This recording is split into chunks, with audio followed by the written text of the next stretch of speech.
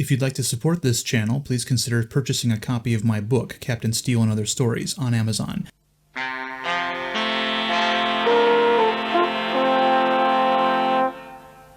All right, are you ready to sizzle, my friends? Are you ready to cook? Let's get into this. If I were to ask you which captain on live-action Star Trek is the nicest, which one would you pick? Now, I'm not talking about captains we only saw in one or two stories like Rachel Garrett, Erica Hernandez, and Edward Jellicoe. I'm talking about series leads here. Well, asking this question on this, the 11th day of the 11th month in the year of our Lord 2023, if you were to answer with the Anson Mount version of Captain Christopher Pike from Star Trek Strange New Worlds, I would have to agree with you. But what if I'd asked this question before Secret Hideout took over the Star Trek franchise and Anson Mount's Captain Pike debuted? Well, I believe most of you would probably have answered Captain Jonathan Archer, played by Scott Bakula, especially in the first two seasons of his show Enterprise, later and perhaps retroactively Star Trek Enterprise. Bakula's Archer was such an affable, nice guy who was somewhat informal, often seen wearing casual attire rather than his duty uniform. Even when Hoshi was trying to get out of away missions because of her fear of the environmental suits, Archer told her to suck it up in a very pleasant way. I don't recall reading about any problems during your zero-G training. Well, I bit my lip and got through it. Well, you're going to have to bite your lip again. He also knew the name of his chief engineer's girlfriend, or rather, his ex-girlfriend. And I got a letter from Natalie. The Natalie, from Pensacola. Yep, Natalie from Pensacola. Trip? You know, they say long-distance relationships never work. Well, this is about as long distance as you can get. But take a look at how he deals with another member of his crew, a man named Daniels. Sir, I need to speak with you. Why don't you talk to one of my bridge officers? I'm a little busy right now. It's important. I'm sorry, Daniels. I've got my hands full. It's about the Suliban.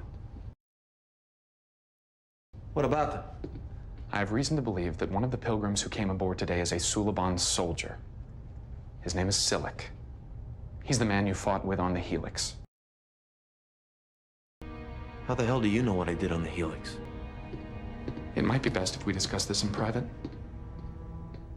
My ready room. I think it'd be better if we went to my quarters. What? Archer comes off as a bit of a jerk here, doesn't he? If Reed or Trip had suggested a meeting in their quarters instead of the ready room, I doubt he would have had the same visceral reaction that he had here with Daniels. Archer didn't even want to talk to Daniels in the passageway, curtly blowing him off, when he clearly had something urgent to speak with him about. Now, why is this? What makes Daniels different than Hoshi and Trip? It's because Daniels is an enlisted member of the crew. Now, yes, spoiler alert, Daniels was actually a time traveler posing as an enlisted member of Starfleet, but that is immaterial to this discussion, since Archer didn't know that at the time this scene takes place.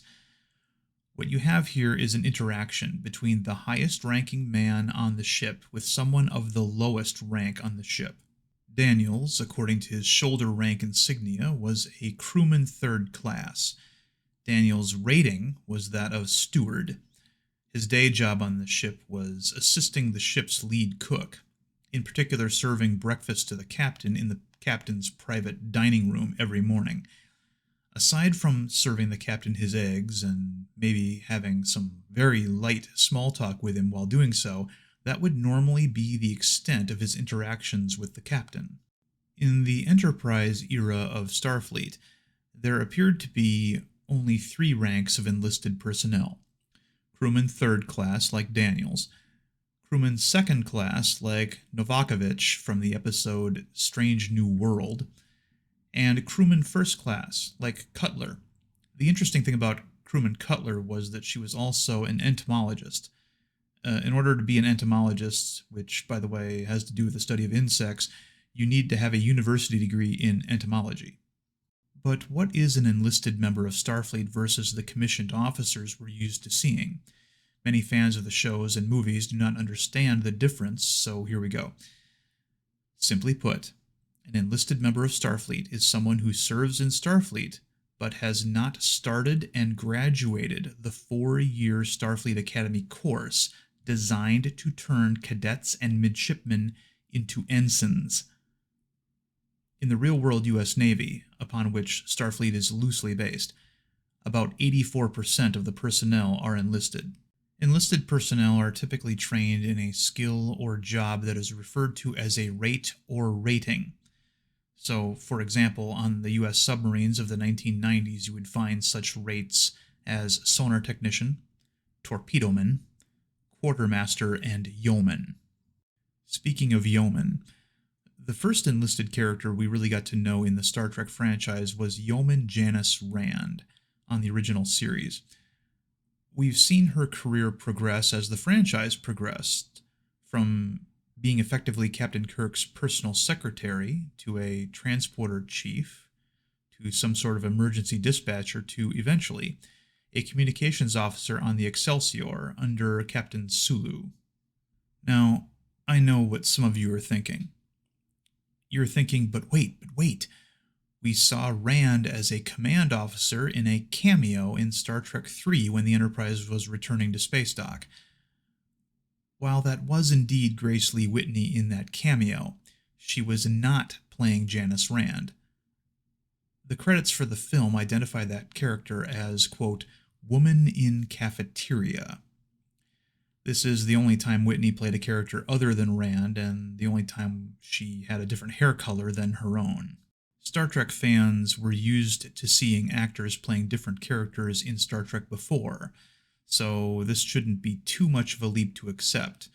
However, it should be noted that, although she was wearing an enlisted uniform in her cameo appearances in Star Trek IV, The Voyage Home, she was identified as, quote, Commander Rand in that film's credits. It's kind of a mess, so I don't fault anyone for thinking differently on this particular subject. What is interesting is that Gene Roddenberry didn't think there should be any enlisted people on the Enterprise, at least when it came to the original series. He wanted every person on board to be an officer, even the ship's cooks. He likened it to being an astronaut in the 1960s, all of whom were commissioned officers. You can find his comments about this in a memo he sent to Gene Kuhn, found in the book The Making of Star Trek on page 209. He obviously lost that argument since Yeoman Rand exists. While Rand was the first enlisted character that we got to know on Star Trek, we got to know another one much better, and that was Chief Petty Officer Miles Edward O'Brien from The Next Generation and Deep Space Nine. Now, I've already done a video on him, so I won't be spending a lot of time here talking about him. There will be a link in the description to the video I did solely regarding O'Brien.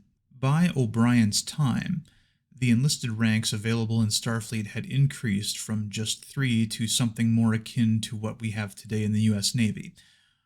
One other enlisted character I'd like to touch on was one from this era, Medical Technician First Class Simon Tarsus on the Enterprise D, seen in the TNG episode The Drumhead.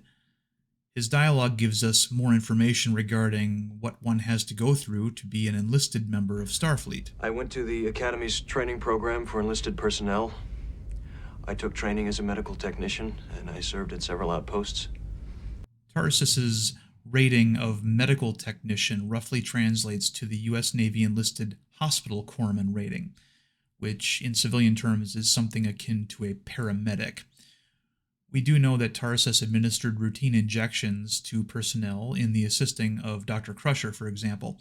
The term technician could also imply that one with his rating could also be responsible for the maintenance and diagnostic checks on the equipment in sickbay too, but that's merely speculation on my part.